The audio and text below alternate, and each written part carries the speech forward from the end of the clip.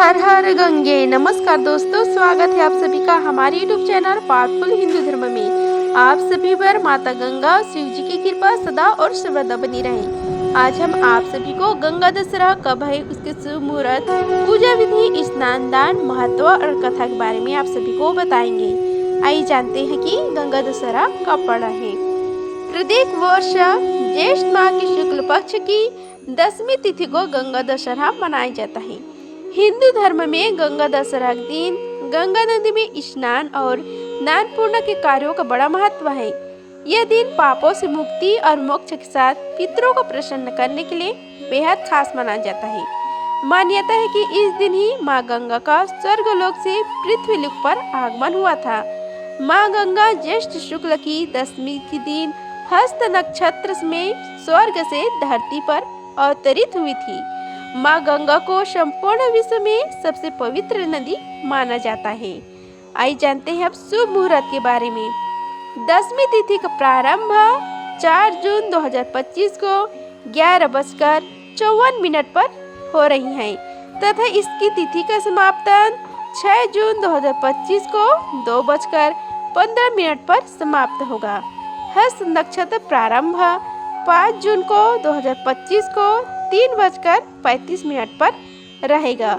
हस्त नक्षत्र का समापन 6 जून 2025 को 6:34 पर रहेगा। व्यतीत पात योग प्रारंभ 5 जून को 2025 को 9:14 पर रहेगा। व्यतीत पात योग समाप्ता है 6 जून 2025 को 10:13 पर। आइए जानते हैं गंगा दशहरा पर किए जाने वाले कुछ काम के बारे में। गंगा दशहरा के दिन गंगा स्नान करें। जो लोग गंगा स्नान के लिए नहीं जा सकते वे घर में ही रहकर नहाने के पानी में गंगा जल डालकर माँ गंगा का ध्यान कर स्नान करके घर के मंदिर में दीप प्रज्वलित करें। इस दिन माँ गंगा का अधिक से अधिक ध्यान करें। इस दिन दान करने से शुभ फल की प्राप्ति होती है। घर में रहकर भी माँ गंगा की आरती आप कर सकते हैं। गंगा दशहरा की पूजा विधि के बारे में आइए जानते हैं।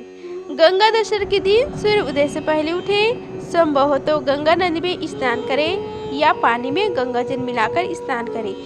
स्नान आदि के बाद स्वच्छ कपड़ा धारण करें। पीतल के लोटे में जल भरकर सूर्योदय को अर्घ्य दें।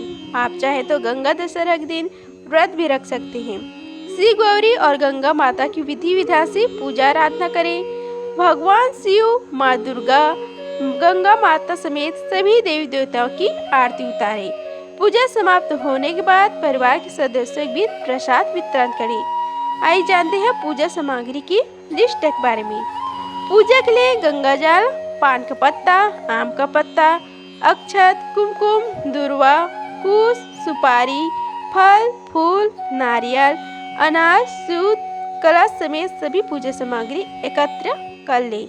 आइए अब जानते हैं गंगा दशहरा की कथा के बारे में। आइए अब हम सभी मिलकर गंगा दशहरा व्रत की कथा का श्रवण करते हैं। बोलो श्री गणेश भगवान की जय, गंगा मैया की जय, उमापति महादेव की जय, विष्णु हरि भगवान की जय। एक बार महाराज सागर ने व्यापक यज्ञ किया।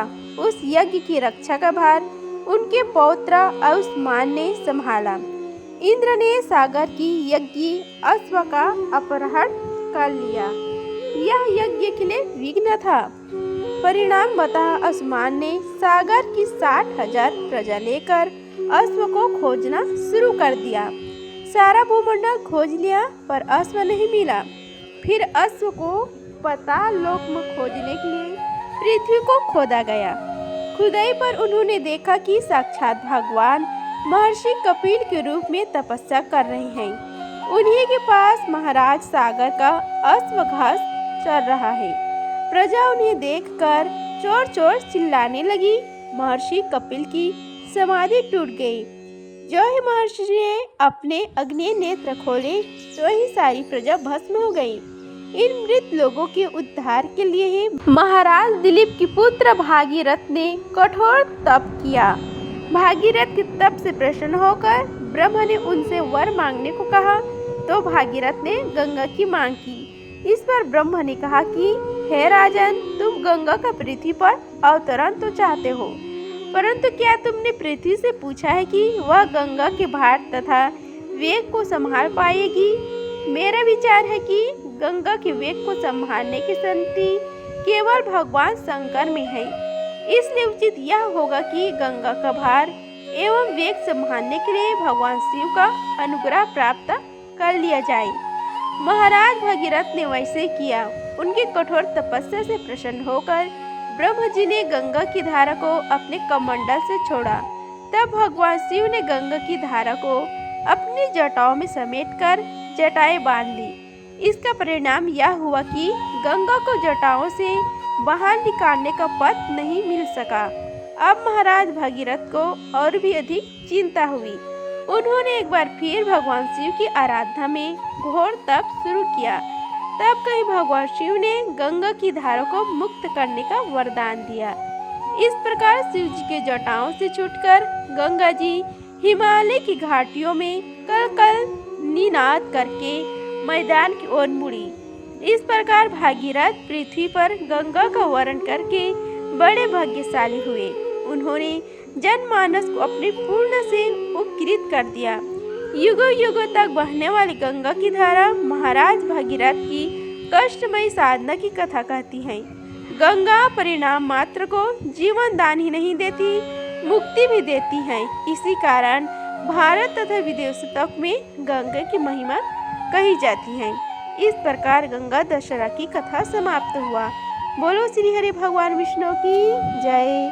अगर आप सभी की यह वीडियो अच्छी लगी होगी तो वीडियो को लाइक कीजिए, चैनल को सब्सक्राइब कीजिए और कमेंट बॉक्स में हर हर गंगा लिखिए। धन्यवाद। मिलते हैं अगले वीडियो में, तब तक के लिए जय श्री राधे कृष्णा।